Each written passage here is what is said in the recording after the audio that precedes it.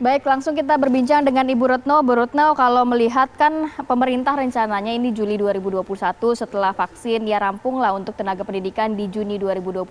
Kalau Bu Retno kan juga sudah muter-muter nih Bu ke daerah-daerah, melihat juga bagaimana proses sekolah tatap muka yang memang sudah digelar di beberapa daerah. Sejauh ini mungkin nggak Juli sudah aman anak-anak kita masuk ke sekolah secara normal, sekolah tatap muka walaupun persyaratan tetap harus dipenuhi begitu? Ya, waktu pertama kali kami melakukan pengawasan di Juni 2020 sampai Desember 2020, itu sekolah yang siap, itu sekitar 16%. Dari 49 sekolah yang kita datangi di 21 kabupaten kota pada 8 provinsi. Yang siap hanya 16%, 84% belum siap. Lalu pada Januari sampai dengan Februari, ini kami juga sedang keliling sekolah. Nah, memang persiapan sekolah belum maksimal juga gitu, hanya saja tadi 3M sudah mulai bisa diterapkan. Misalnya mereka sudah mulai buat infrastruktur seperti cuci tangan, ya airnya harus mengalir. Hanya jumlah wastafel ini juga belum memadai antara jumlah wastafelnya dengan jumlah murid, gitu ya. Dan belum tentu ada misalnya di lantai 3, misalnya kalau dia berlantai 3 atau berlantai 2 gitu. Nah ini kemudian akan diperbaiki. Jadi masukan itu akan diperbaiki oleh pihak sekolah dan dinas pendidikan. Yang kedua sebenarnya terkait jaga jarak. Nah terkait jaga jarak ini banyak sekolah bingung antara setengah dengan sepertiga. Karena ketika mereka mencoba setengah, ternyata antrian murid jadi tinggi sekali, terjadi kerumunan. Karena termogan mereka cuma satu, muridnya yang masuk hari itu misalnya dari 1.000 murid 500. Nah itu malah tertumpuk. Nah itu kemudian diubah menjadi sepertiga. Jadi kelas 1 masuk, kelas 2, 3 SMP enggak, atau SMA, SMK gitu.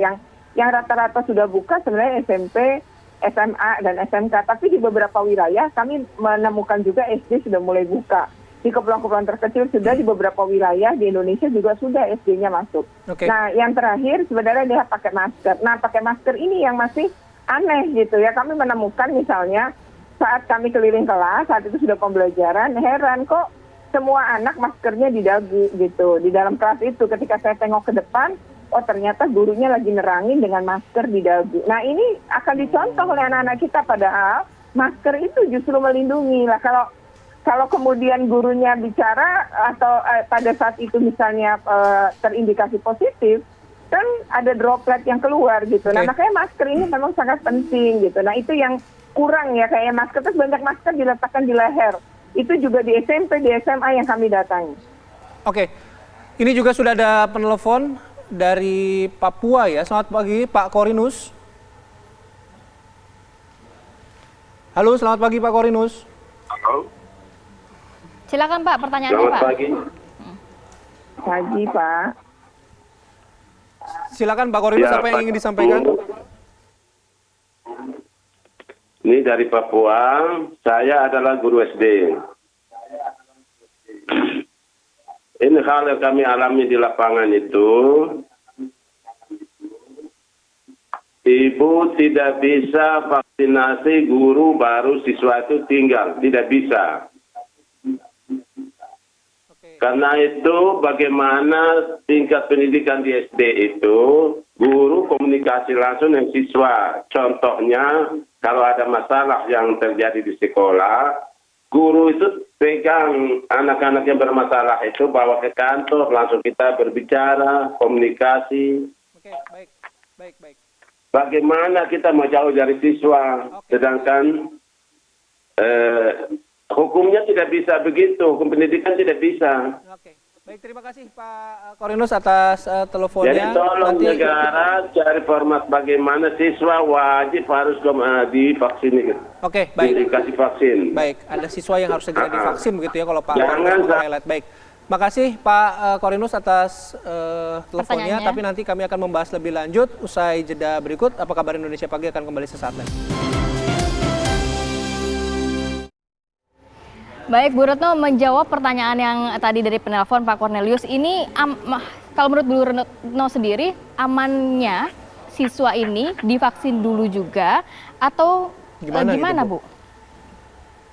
Iya, kalau menggunakan herd immunity ya atau kekebalan kelompok, memang harusnya murid dan anak divaksin.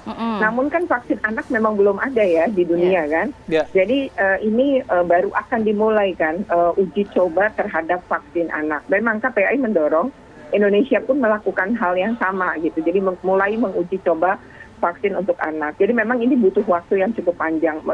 Penguji cobaan ini bisa berbulan-bulan, bahkan melampaui 1 tahun lebih. Karena memang gitu, interaksi tidak hanya guru sama murid, tetapi sesama siswa juga berinteraksi begitu ya Bu ya? Iya, dan jumlahnya kan nggak berimbang. Kalau kita mau berbicara kekebalan kelompok, kan yang sudah divaksin itu harus tinggi untuk bisa melindungi mereka yang tidak kebal atau belum divaksin. Nah, sementara jumlah guru dengan murid kan tidak berimbang. Jadi kalau dalam satu sekolah, misalnya waktu saya jadi kepala sekolah, murid saya 1035, tapi gurunya hanya 70 kan. Jadi artinya guru hanya 70, muridnya 1000 lebih, kan lebih banyak yang tidak divaksin. Jadi kalau ingin membentuk kekebalan kelompok memang tidak bisa, jadi semuanya harus divaksin. Nah, guru pun walaupun sudah divaksin kan tetap harus menerapkan 3M kan. 3M-nya tetap harus ketat juga gitu. Bu, mungkin terakhir, idealnya kalau nanti dibuka sekolah tatap muka, gimana mekanismenya? Iya, Mbak Reti, kalau pertama KPAI mendorong sebenarnya kayak tadi Bapak di Papua ya, untuk dilihat dulu wilayahnya terjadi nggak kelandaian kasus. Kalau ada landai kasus, kami menyarankan untuk tatap muka aja dengan protokol kesehatan yang ketat, tetapi harus dimulai dari kelas yang atas. Misalnya tadi Bapak bilang SD. Kalau Bapak guru SD mungkin sebaiknya penetapannya adalah pada SD yang kelas 6 dulu. Jadi dicoba dulu yang di kelas 6 secara terbatas. Kalau kelas 6 ini patuh pada protokol kesehatan, dia bisa nyontoin adik-adiknya. Jadi mulailah dimasukin ke kelas yang atas, misalnya kelas yang di bawahnya, misalnya 5 dan 4 gitu. Jadi kalau 4, 5, 6 ini sudah patuh, maka sebenarnya pada Juli nanti bisa saja yang kelas 1 sampai dengan 3 masuk. Karena yang anak kelas itu kasihan nih kalau nggak ketemu, mereka lagi belajar baca kan. Jadi memang agak berat gitu. Dan itu bisa jadi lost learning. Jadi memang kami juga menyarankan untuk membuka secara terbatas pada lokasi-lokasi yang resikonya kecil dan sudah ada protokol kesehatan. Baik, terima kasih Bu Retno atas waktunya sudah memberikan informasinya pagi hari ini. Selamat beraktivitas kembali Bu. Semoga sehat selalu. Assalamualaikum warahmatullahi wabarakatuh. Oke, kami jeda terlebih dahulu. Apa kabar Indonesia Pagi akan kembali sesaat lagi.